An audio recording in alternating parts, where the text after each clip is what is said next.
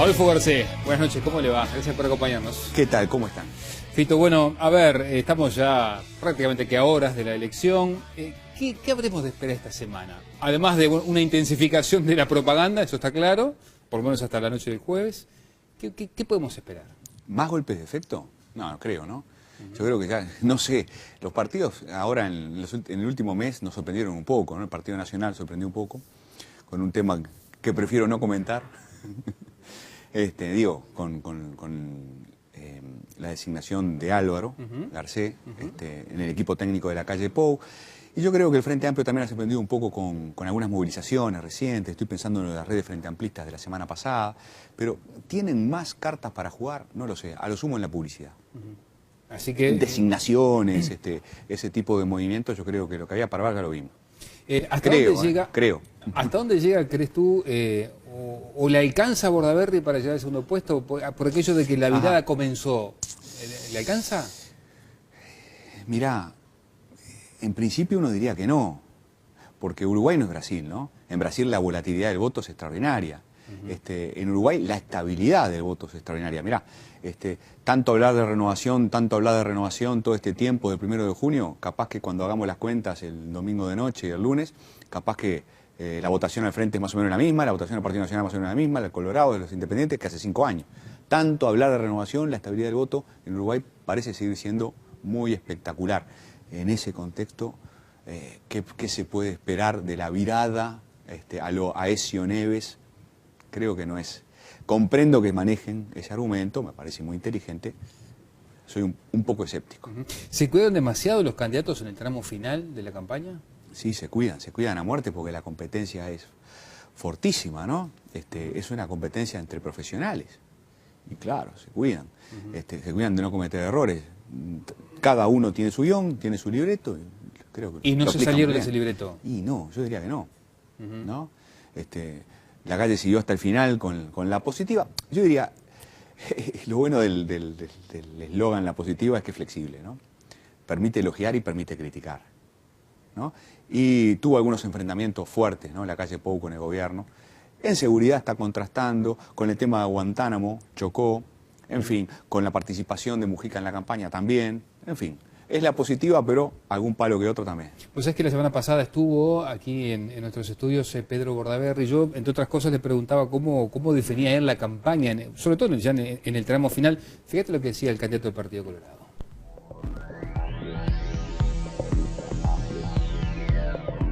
Y al final del día esto no es una cuestión del jingle o de el Photoshop o del eslogan. Al final del día es de gobernar y de poner el voto el 26, ¿no? ¿Hay mucho de jingle y de Photoshop en esta campaña? Sí, demasiado. ¿Crees que ha sido así? ¿Crees que ha sido una campaña del Photoshop y del jingle?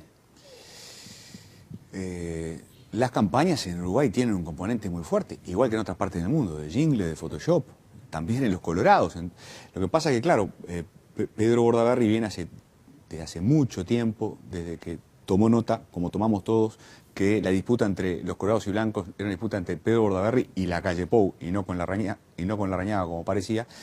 Ha hecho como hincapié en este asunto de que él tiene más experiencia, él está más preparado para gobernar. Evidentemente es un punto fuerte de su propia imagen, ¿no?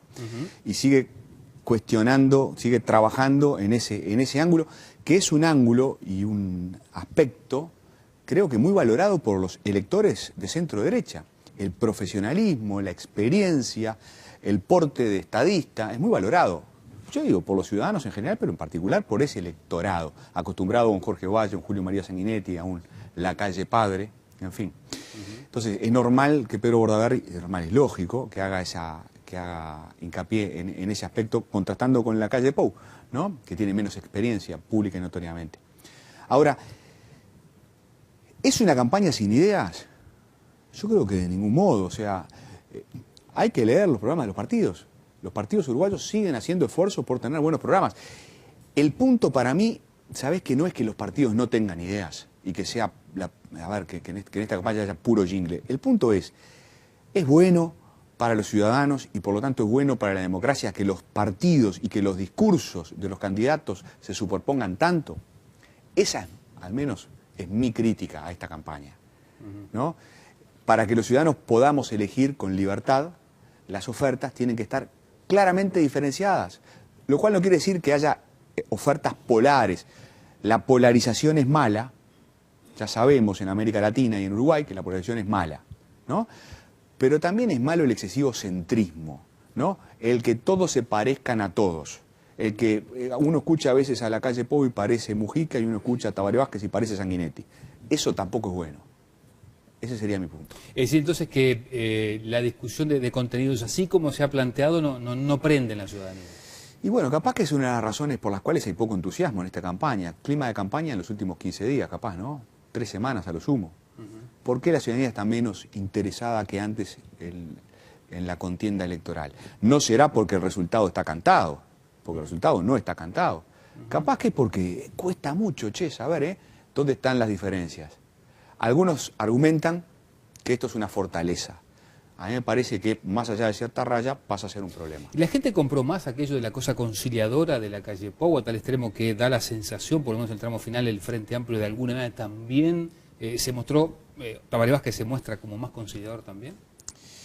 Yo le he escuchado críticas duras.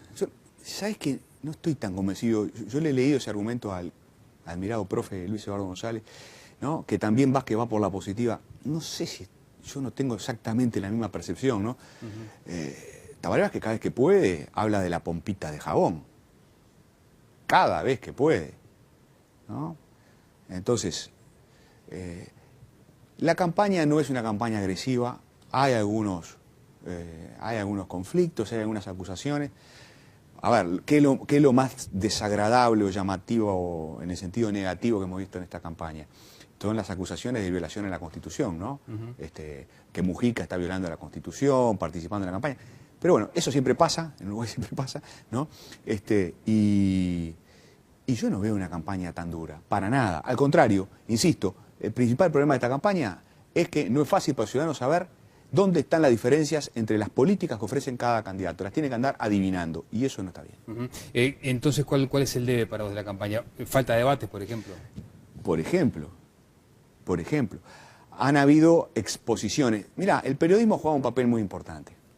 Porque el periodismo, esto se lo escuché decir ahora a Gerardo Caetano hace poco, porque el periodismo ha empezado a obligar a los candidatos, ya que no debaten entre sí de verdad, porque monólogos no es lo mismo, ¿no? Un monólogo en andeu no es lo mismo que un debate, no es lo mismo, ¿tá? Ya que no debaten, han empezado a ver, ¿y esto cómo lo haría? ¿Y esto otro cómo lo haría? ¿Y de dónde sacaría el dinero? Los periodistas han sido bastante incisivos en esta campaña y han ayudado a que el público se informe más. No alcanza. Debería haber debates. Mirá, hay un punto en que el cálculo... Los politólogos nos hemos aburrido de decir esto, ¿no? Que es normal que los políticos calculen. Es como la ley de la gravedad. No podés protestar contra el cálculo electoral. Ahora, todo tiene un límite. Más allá de cierto límite, el cálculo pasa a ser miope, mero cortoplacismo, y pierde de vista que en el largo plazo hay que mantener la democracia funcionando, y la democracia solo funciona si más allá del cálculo los políticos exponen sus diferencias. Tienen que exponerse a las críticas, tienen que debatir. Es una lástima, es un problema. Hay varios argumentos en contra de la posibilidad de debatir, o de la alternativa, de la estrategia de debatir, y también hace algunos días estuvo el ministro Fernández Huidobro claramente en contra de la tesis de debatir, y fíjate el fundamento, el argumento que tiene el ministro para decir por qué no al debate.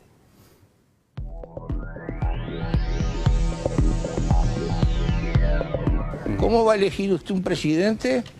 Por el comportamiento que tenga, por el jopo, por el traje, por los asesores online que le están diciendo acá con ese aparatito que ustedes tienen, cómo tiene que comportarse, como pasa en todos esos certámenes, medios de circo romano para engañar a la gente. Pero no es un buen momento. Un hombre con facilidad de palabra, por ejemplo yo, sí, lo puedo hacer pomada a un hombre mucho más inteligente que yo, pero que tiene dificultades para expresarse. Y la gente me elige a mí, que soy un murguista, y no lo elige al otro. ¿Es un argumento válido ese? A mí me parece que no debatir es una falta de respeto hacia el ciudadano. Es cierto, es cierto que una cosa es hablar bien y otra cosa es ser inteligente. estamos de acuerdo, ¿no? Y una cosa es hablar bien, otra cosa es ser un buen gobernante. Ahora, es una falta de respeto al ciudadano. Y conozco muchos políticos que si tuvieran, probablemente el ministro Fernández Viedro también, que si estuviera en la en la oposición, estaría reclamando debatir. Entonces, hay una cosa que es básica. Este juego que es la democracia solo funciona si respetamos a los ciudadanos, y los ciudadanos merecen la mayor información posible, y está mal que hagan prevalecer el cálculo de corto plazo y la calculadora. Está mal, lisa y llanamente. La visibilidad que ha tenido en esta oportunidad, en esta campaña del Partido Independiente, ¿crees que le asegura su llegada al Senado? Sabés que está cada vez más difícil hablar de certezas en Uruguay, ¿no? Después de lo que pasó el 1 de junio, en particular, ¿no? Varios nos curamos de salud. Entonces, certeza no. Porque en el año 2009 tuvo una enorme oportunidad. Era una campaña perfecta para el Partido Independiente, ¿no? En el Partido Nacional, el doctor Lacalle, ¿no? Con todo ya el desgaste que acarreaba su figura. En el Frente Amplio, Mujica, con todos sus pros y todos sus contras, ¿no? Del otro lado, Bordaberry. Era una campaña perfecta para el Partido Independiente. Y el Partido Independiente no llegó al Senado. Entonces, uno diría, ahora también tiene la oportunidad, ¿la aprovechará? Yo más bien creo que sí. Yo creo que es probable que el Partido Independiente llegue al Senado esta vez. Entre otras cosas porque corrigió un discurso que era excesivamente elitista, me parece. Compará el eslogan del Partido Inteligente del 2004 con Juan Clase Media. Hay un recorrido gigantesco, ¿no? Y creo que está mucho más ajustado el discurso. Creo que ellos van por los votantes de clase media, ex frente amplistas, van por los Conrados Ramos, ¿no? Creo que está clarísimo lo que están buscando. Y un partido que sabe a dónde va, probablemente lo alcance. Por lo menos tiene una estrategia mucho más nítidamente definida, creo. Si llega al Senado vamos a tener un partido con mucho poder, pero con pocos votos relativos. Tal cual. Tal cual. ¿Qué riesgo puede acarrear? No sé si un riesgo, es una gran oportunidad. Para el Partido Independiente, desde luego, pero yo qué sé, yo si fuera Tabaré Vázquez, ¿no? Yo estaría prendiendo una velita, deseando que Palomieri llegue al Senado. Porque si el Frente Amplio, si Tabaré Vázquez es electo presidente y no tiene mayoría parlamentaria, lo mejor que le puede pasar es que esté el PI en las dos cámaras y que pueda tener la oportunidad de hacer una coalición Frente Amplio, Partido Independiente, para fabricar un escenario de gobernabilidad más potable. Eso te quería más que un riesgo, yo lo veo como una oportunidad. Si no hay mayorías, ¿a cuáles ves como figuras claves, digamos, en esa futura negociación? ¿A qué figura política ves como clave en esa negociación que va a tener que darse en el Parlamento Nacional? ¿Quiénes negociarían? ¿Quiénes serían los interlocutores, los negociadores? ¿Quiénes facilitarían la salida? Digamos que no está bueno, mirá, ante un trancazo. Es una excelente pregunta. Mirá, algunos manuales dirían, el vicepresidente tiene un rol fundamental para articular las mayorías, ¿no? El presidente articula entre el Poder Ejecutivo y el Poder Legislativo, pero además el vicepresidente, ¿no? Presidente de la Asamblea General, también articula la bancada y articula con la oposición. Eso dice el manual. Ahora, en los hechos, las negociaciones, mi colega Daniel Chaschetti sabe mucho mejor que yo esto, las negociaciones se dan entre los jefes de las fracciones. El vicepresidente juega un papel importante, pero los cabezas de lista, los jefes de las fracciones, son los que terminan pactando entre sí, los que mueven el Parlamento, ¿no? En ese sentido, hay una figura que es fundamentalísima, que vuelve a ser la figura de Mujica, ¿no? O sea, yo recomendaría poner un ojo en Raúl Sendic, que además de ser el candidato a la vicepresidencia del Frente Amplio, ¿no? Y por lo tanto un posible vicepresidente, es el líder de una fracción en ascenso en el Frente Amplio, es uno de los líderes importantes, va a ser uno de los líderes importantes en el Senado, y pondría un ojo también, muy especialmente en Mujica, porque todo indica que el espacio 609 va a ser otra vez la fracción más importante, y Mujica, si una destreza tiene, es la destreza de la negociación y de tejer acuerdos. Lo nombraste recién y mencionabas lo de la renovación hace algunos minutos.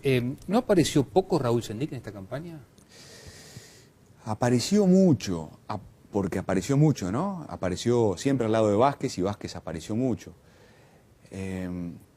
Brilló en la campaña, ¿no? La pregunta que yo me hago, no sé si es la tuya, perdón, pero brilló lo suficiente, hizo conocer lo suficiente sus ideas. Bueno, capaz que brilló un poco menos de la oportunidad que tuvo. Capaz que estuvo un poco por debajo del escenario que en principio tenía. No sé si es porque brillar al lado de Vázquez es complicado, porque los micrófonos van para el lado de Vázquez. No sé si es por su propia timidez personal, su propio estilo. Creo que como buen Sendik, ¿no? Como cuentan que era el padre, está mucho más a gusto en un mate mano a mano que en una tribuna, ¿no? Te pregunto esto porque algunas figuras del Frente Amplio ya lo empiezan a manejar en caso de una eventual segunda vuelta. ¿Crees que es posible una fuga de votos wilsonistas hacia Tabaré Vázquez? Bueno, imposible no es. Hubo una fuga de votos wilsonistas hacia Mujica hace 5 años, pero Mujica es blanco. Es más fácil, ¿no? Y Tabaré Vázquez, donde me apures, es más vallista que wilsonista. Entonces, y además Larrañaga ha hecho un gran trabajo, me parece, en la fórmula blanca, ¿no? Y ha hecho mucho por retener la posible fuga de votos desde el ala de centro izquierda del Partido Nacional, ¿no? Hacia el Frente Amplio. Entonces, en todo caso, una de las grandes en todo caso, es una de las claves de lo que pueda pasar en el balotaje. ¿Qué va a pasar con votantes de izquierda blancos cuando llegue el momento? Y mucho más importante aún, ¿qué va a pasar con muchos votantes colorados? Yo ya estoy medio aburrido de decirlo, pero sigo creyendo que es una muy buena pregunta. ¿Qué va a pasar con votantes colorados? Votantes colorados de tradición vallista y de ideario vallista, ideología vallista, que capaz que no están muy a gusto votando a un hombre de la tradición herrerista, como Lacalle Pou, por más desplazamiento al centro que haya hecho el candidato blanco. Bien. En fin, ahí hay una clave, ¿no? Porque puede haber un balotaje por pocos votos y cada voto colorado que no vaya para Lacalle Pou es un problema. Bien, sobre el final, una opinión tuya a propósito de la reforma que se va a plebiscitar. ¿Crees que el uruguayo tiende a no declarar eventualmente que sí apoya la baja de imputabilidad? Me parece que sí, Creo que está estudiado en opinión pública que la gente, la ciudadanía, cuando tiene opiniones, preferencias, actitudes políticas que percibe como políticamente incorrectas, las disimula o las esconde directamente. Yo creo que es políticamente incorrecto en esta elección, ¿no? Porque hay un abanico muy fuerte de actores muy importantes, ¿no? Argumentando en contra, decir que uno está a favor de la baja de la imputabilidad. Yo creo que sí, que es políticamente incorrecto, probablemente esté subdeclarado esto en las encuestas. Ahora, de todos modos,